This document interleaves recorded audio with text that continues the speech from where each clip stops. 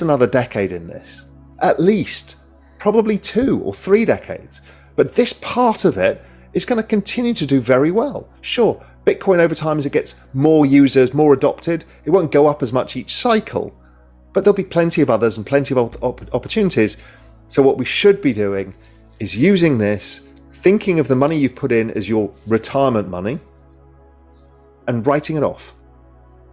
And then just adding, if you've got money in a bear market. Now, the problem is most of us don't in a recession. But a friend of mine taught me very early on, he said, Raoul, there's a key thing I've learned is he who has cash in a recession is king. So that's that combination of income and opportunity. You've got income, you've got some cash, and now everything's on fire sale prices. You're the king. So what I did is I bought in 2013, $200 per Bitcoin. It went up to... Whoa. It went up to 1,000.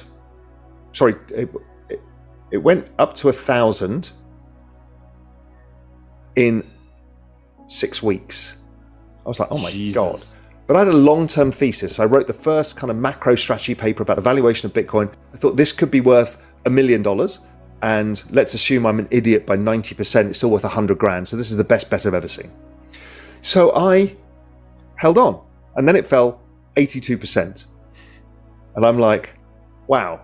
But I'd taken the bet and I put money in, was not levered, and I could afford to take the bet. So I just thought, I'm just going to forget about this and just see, because this is a longer term thing. And you don't normally make money that fast and it doesn't normally fall this fast. So let's just see.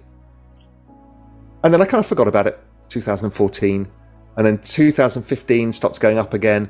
And then by 2017, I'm now mentally scarred from an 82% drop, coulda, woulda, shoulda. I then see confusion in the market about either we're going to fork Bitcoin to 2 different chains. The price is 2,000. I'm now up tenfold. I'm a genius. My macro bet has paid off, sort of. I sell out. It goes up to 20,000 in 3 months later, and I don't mind. I don't mind because I've made 10 times my money. What I did was deviate from my thesis. My thesis was this was a 10-year bet. And I took the money off the table within 5. And then I went back, and then obviously I bought back in June, May, something like that, 2020, and had a good run and put more money into it than I had originally in my original bet. And I worked out that I had, as opposed to just holding my original bet, I used a theoretical number. So I think it was, if you put 10 grand into that first bet, it would have been worth 1.4 million. Whoa. By doing the right thing, buying reasonably low and selling reasonably high and, timing the market, that was a small fraction. It was, in fact, I think I made 20% of what I would have meant if I held on. Whoa. And then I went back and looked at, okay, well, what did I actually do? Because I massively increased my position in June. I still underperformed by 5x. And then I went, okay, what happens if I'd done the right thing? What I should have done, which was my framework, which was you buy it when it's on sale, when there's blood in the streets. So I went back and looked at the bottoms of the bear markets, assumed I'm an idiot and I can't catch the bottom of the bear market and miss it by 30%. And just put the same amount in each time that I started with. That 1.4 million would have been 30. Whoa. Sorry, not 30, sorry, 3. So to say, good Lord. Had I rolled my profits in, had I just doubled down each time or whatever, the numbers go exponentially larger. And that really stopped me in my tracks.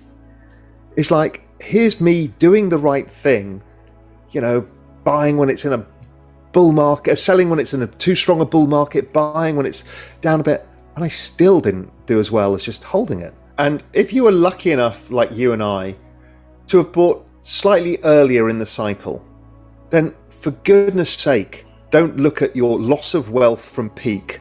That's stupid. That's the American dream, fixating on something that doesn't exist. Think, okay, fine, I'm still in, I'm probably still up.